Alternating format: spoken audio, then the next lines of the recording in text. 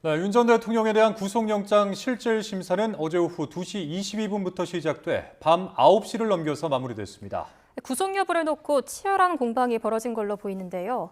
내란 협의를 수사 중인 특검이 윤 전 대통령의 신병을 확보할 수 있을지 관심이 쏠립니다. 홍정석 변호사와 자세한 내용 짚어보겠습니다. 네, 변호사님 나와 계십니까? 네, 안녕하세요. 네, 안녕하십니까. 자, 윤 전 대통령 어제 영장 실질 심사를 9시 조금 넘은 시간에 마치고 9시 반 정도에 서울구치소에 도착을 해서 현재 영장 발부 이 결과를 기다리고 있는 상황입니다. 영장 발부와 이 기각에 따라서 어떤 절차를 밟게 될지 하나하나씩 짚어볼 텐데, 자, 변호사님 먼저 이 발부에 따라서 어떤 절차를 밟게 될지 간략하게 좀 설명을 부탁드리겠습니다. 네, 서울구치소에 지금 있는 윤석열 전 대통령의 이제 구속영장이 발부되면 입소 절차가 진행됩니다. 이제 정밀한 신체 검사라든지 머그샷은 1월달에 이제 찍었을 테지만 또 찍을 여지도 있고요. 이런 입소 절차 진행을 한 다음에 바로 수감 절차를 끝내고 수감되게 됩니다. 수감되면은 1월달과 마찬가지로 독방에 수감될 것으로 보이는데요. 독방은 한 3평 남짓된 공간으로 보시면 되겠습니다. 예. 자, 변호사님, 그러면 이 머그샷을 찍을 시점에는 윤 전 대통령이 이 수의를 입는 상태에서 찍게 되는 겁니까? 예, 환복을 하고 수의로 갈아입은 다음에 머그샷을 찍는 게 절차상 그렇게 진행이 되는 것으로 알고 있습니다. 예. 그러면은 지금 현재 윤 전 대통령이 소지하고 있는 뭐 휴대전화라든지, 그러니까 외부와 어떤 접촉할 수 있는 수단, 어떤 개인 물품 이런 것들은 어떻게 되는 겁니까? 예, 개인 물품은 이제 환복을 하면서 다 이제 구치소 측에서 이제 수거를 해서 자택으로 이제 보내는 경우도 있고 받을 사람이 없는 경우에는 보관했다가 석방시에 이제 돌려주게 됩니다. 그러면 환복을 할 때라면은 뭐 발부됐을 때의 과정을 상정해서 말씀을 하시는 건데, 맞습니다. 지금 이제 대기실에 있는 이 상황에서는 변호인 접견이라든지 뭐 이런 것들에 대해서는 자유로운 상황입니까? 아닙니다. 영장 심사를 마치고 대기할 때는 휴대폰도 이제 수거하기가기 때문에 이제 5년이 혼자서 시간을 보내야 되는 시간입니다. 예, 그렇군요. 그러면 뭐 일각에서는 뭐 내부에서는 에어컨도 잘 작동을 안 한다, 뭐 선풍기만 있다 이런 이야기가 있는데 혹시 그 내부 상황에 대해서 잘 아시는 내용이 있습니까? 예, 제가 그 안까지 들어가 보진 못했지만요. 여러 가지 언론 정보나 이런 것들을 종합해 보면 서울구치소의 이제 피의자 대기실은 일반 수용 공간과는 조금 차이가 있습니다. 예. 일반 수용 공간은 이제 한 3평 남짓한 공간에서 일반 수용자가 한 6명 정도 이제 수용이 되게 되는데요. 피의자 대기실은 이제 그 정도 공간에 영장 실질 심사를 마친 사람이 이제 대기를 하게 되는데 통상적으로 법원 유치장에 대기하는 경우가 더 많기 때문에 사실상 구치소에 지금 대기하는 경우는 드물고 윤석열 전 대통령도 그래서 혼자 대기실에 있을 것으로 추정됩니다. 예. 자, 그러면은 지금까지 이렇게 쭉 설명해 주셨던 이런 내용들이 일반 피의자에게도 동일하게 적용을 하는 내용들입니까? 아니면은 전직 대통령에게 뭔가 이렇게 좀 특별하게 진행되는 그런 예우 차원에서의 뭔가가 있는 겁니까? 제가 볼 때는 지금 대기 상태에서는 특별히 전직 대통령이라고 해서 특별한 예우가 적용되는 상황은 아닌 것으로 보이고요. 만약에 대기자가 추가로 있을 경우에 윤석열 전 대통령의 이제 전직 대통령을 시기를 고려해서 대기실에 혼자 둘 수는 있겠습니다만 특별한 예우가 적용되는 것은 아닌 것으로 알고 있습니다. 네, 지금까지 발부됐을 때 수순과 대기실 상황 같은 걸 짚어봤는데요. 그렇다면 기각됐을 때 절차는 어떻게 되나요? 기각 결정이 나오면 바로 석방돼서 사저로 가게 됩니다. 불필요한 절차 없이 바로 갈 수 있습니다. 예. 기각이 되면 바로 이제 귀가를 한다 그 말씀이신가요? 네, 맞습니다. 그렇습니다. 근데 이제 기각을 하게 되면은 이제 전직 대통령으로서의 이 경호 처우 이런 부분들은 어떻게 진행이 되는 겁니까? 예, 지금 경호 예우는 지금 수감이 지금 된 상태에서는 제공이 되지 않지만 기각이 돼서 바로 석방된 경우에는 당연히 경호 예우가 적용이 돼서 사저까지 경호를 받으면서 귀가할 것으로 보입니다. 그러니까 방금 말씀하신 것이 이제 현직 대통령과 전직 대통령의 예우 차이 정도로 이제 이해하면 되겠습니까? 현직 대통령은 추가적으로 교통 통제 이제 그 예우도 받게 됩니다. 그래서 1월 달에는 이제 심사를 이제 받고 나서 구치소에 왔을 때 그 구치소 내에서 사실상 실질적으로 경호를 받지는 않고 간접 경호도 받게 되거든요. 그러니까 말씀하신 것처럼 현직 대통령의 경우에는 구치소에 수감되더라도 경호 예우도 받게 되지만 지금 전직 대통령이기 때문에 수감된 경우에는 경호 예우를 실질적으로 받을 수 없다. 이 차이로 보시면 되겠습니다. 네, 지금 현재 시각 2시 7분인데 새벽 2시가 넘은 이 시간까지도 구속 여부가 결정되지 않았거든요. 보통 영장 심사에 어느 정도 시간이 소요되나요? 영장 실질 심사는 사실 일반인의 경우에는 검사도 참여하지 않고 일찍 끝나는 경우가 대부분입니다. 그리고 영장 발부까지 걸리는 시간도 빠른 경우에는 뭐 한두 시간에도 나오기도 하고요. 통상적으로 한 두세 시간 정도면 나오는데 이번 경우 같은 경우는 뭐 1월 달에도 마찬가지였지만 전직 대통령이라는 이제 직위, 그다음에 사안의 중대성 등을 고려해서 그 발부까지의 시간은, 결정까지의 시간은 꽤 오래 걸릴 것으로 보이고요. 지난번에는 그 실질 심사 시간은 더 짧았습니다만 새벽 4시 정도에 결정이 됐는데 예. 이번에는 심사 시간도 길었으니까 그 시간보다 더 늦어질 가능성이 더 높지 않나 이렇게 생각이 됩니다. 예, 그러니까 뭐 지난번에 사례를 들어서 지금 잠깐 비교를 해주셨는데 지난번에는 한 8시간 정도가 걸려서 3시가 조금 안 된 시간에 이 결정이 난 것으로 전해졌는데 네, 이번에는 이제 조사 시간만 6시간 넘게 진행이 됐고 네. 뭐 이게 이제 어떻게 좀 보면은 산술 비례해서 그러니까 조사 시간에 비례해서 어떤 이 재판부의 판단 기간이 좀 같이 늘어난다 이렇게 이해를 하면 될까요? 예, 그렇게 이해할 수도 있겠는데요. 근데 예전 최순실 특검 때를 보시게 되면 심사는 2시간도 채 안 걸렸습니다만 그 결정되기까지 12시간이 걸린 경우도 있습니다. 그래서 이거는 뭐 그 심사 시간에 비례해서 결정 시간도 뭐 같이 간다.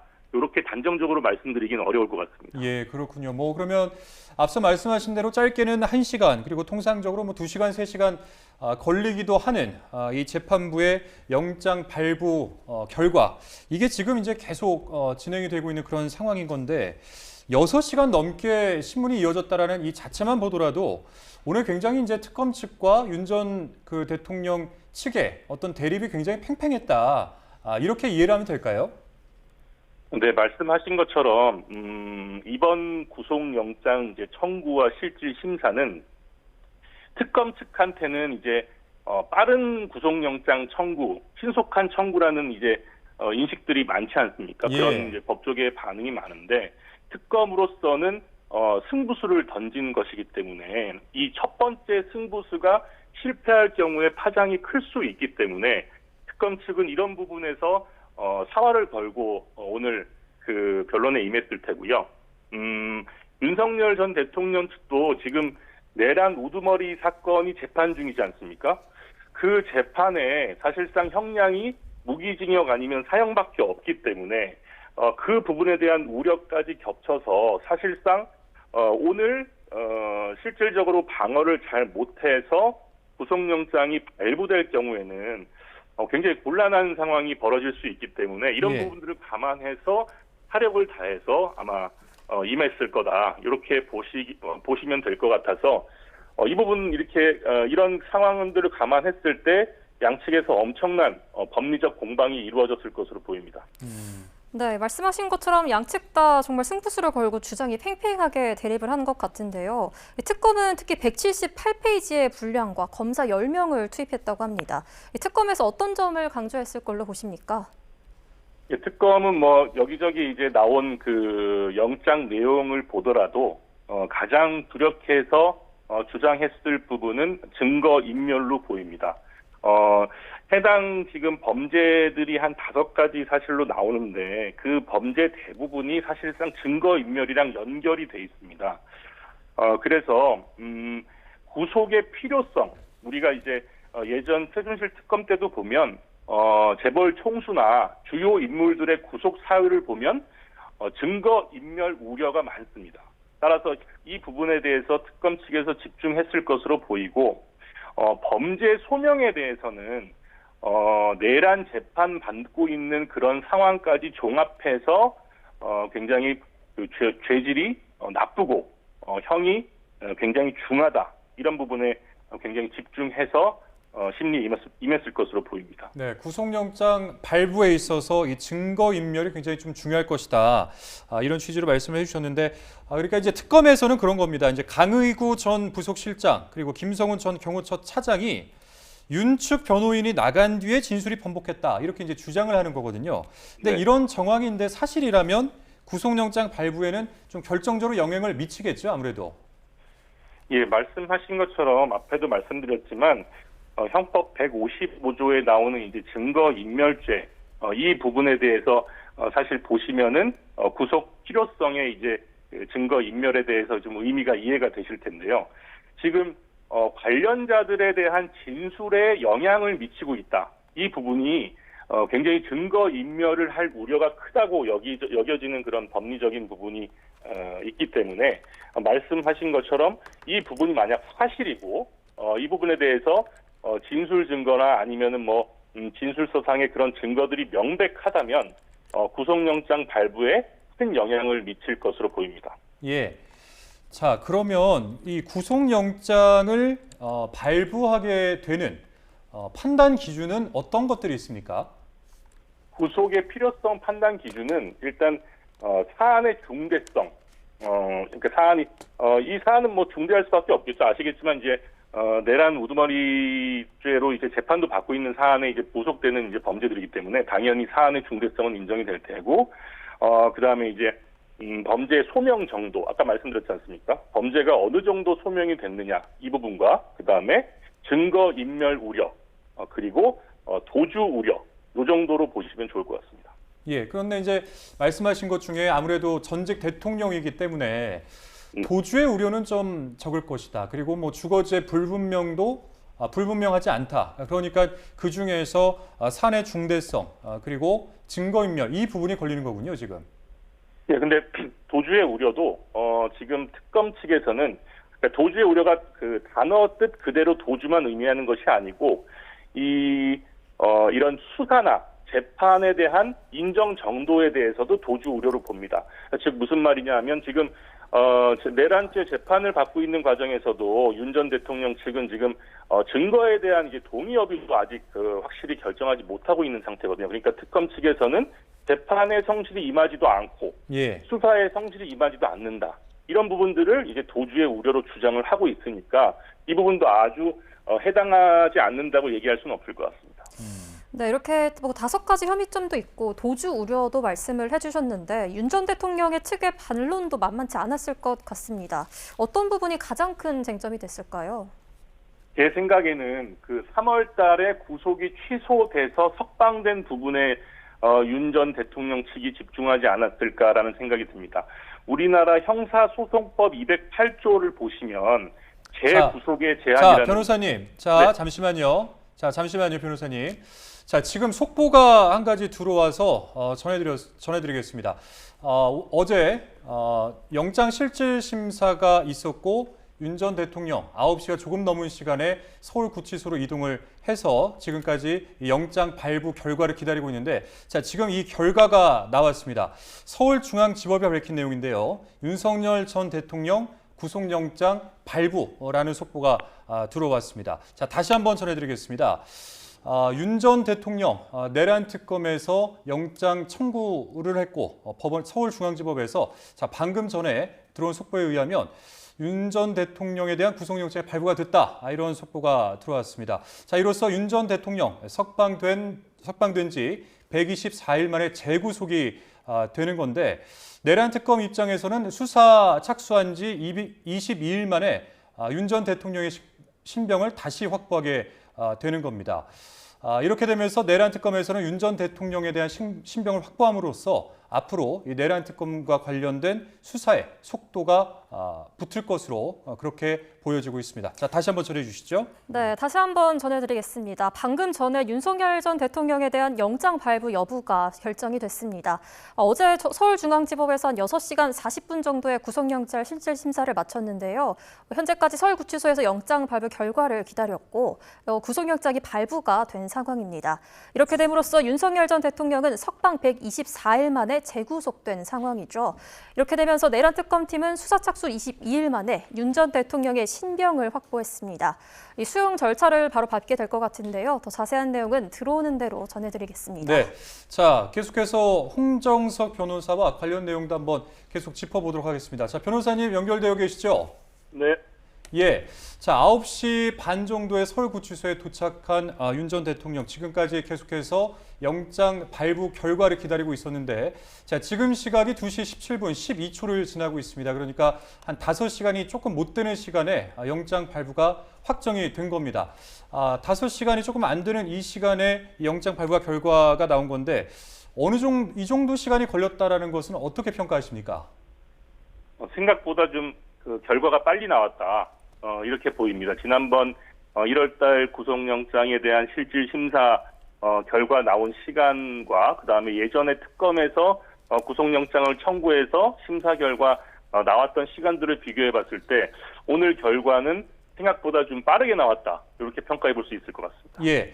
자, 앞서 이제 우리 변호사님께서도 말씀을 해주셨는데 구속영장이 발부가 되느냐 아니면 기각이 되느냐 이 부분에서 가장 관건은 이제 증거인멸 뭐 이런 부분이 될 수 있을 것이다. 이런 부분에 특검에서는 증거인멸에 초점을 맞춰서 아마 주장을 했을 것이다. 이렇게 말씀을 해주셨는데 아무래도 이 증거인멸이 좀 받아들여졌다. 이렇게 봐야겠죠. 아무래도. 예, 이건 재판과 다른 구속영장 실질 심사기 때문에 아까 앵커분께서 말씀하신 대로 구속의 필요성 사유의 인정 여부에 대해서 구속영장 발부가 결정이 됩니다. 그 중에서도 지금 말씀하신 것처럼 도주의 우려는 사실 일반인들의 상식으로 봐도 뭐 도주의 우려가 크게 인정될 것 같지는 않으니 그렇다면은 가장 중요하게 여겨지는 사유는 증거인멸이라고 보시는 게 맞을 것 같습니다. 예, 자 변호사님 다시 한번 정리를 한번 해보겠습니다. 이제 재구속이 확정이 된 상황입니다. 이 상황에서 이제 피의자로 전환은 된 윤 전 대통령이 지금부터 어떤 절차를 거치게 되는지 그 과정을 조금 자세하게 설명을 해주시면 좋을 것 같습니다. 예, 지금 이제 구속영장이 발부됐지 않습니까? 그러면 예. 이제 그 구치소로 통지가 오게 됩니다. 뭐 통지는 이제 전자 형식이든 어떤 형식으로든 바로 이제 그 통지가 오게 되고요. 그 통지에 따라서 구치소에서는 이제 입소 절차를 밟게 됩니다. 예, 입소 절차는 신체 검사를 하고 머그샷 촬영도 하고 지문도 채취하고 그 다음에 환복을 하고 가지고 있는 소지품들을 다 수거해서 구치소 측에서 가져가게 됩니다. 이런 절차를 거쳐서 이제 수용 번호를 이제 배정받게 되겠죠. 지난번 1월 달에는 수용 번호가 0010번으로 제가 알고 있는데 이번에는 다른 번호가 이제 부여될 것으로 보이고요. 수용 번호를 부여받게 되면 이제 간단히 지급되는 이제 소지품을 가지고 입소를 하게 됩니다. 네, 그럼 이제 곧 구소가 될 텐데 일반 수용자처럼 수용복을 입고 또 수용 번호를 받는지 또 전직 대통령에 대한 예우 같은 것들이 좀 있을지 한번 짚어주시죠.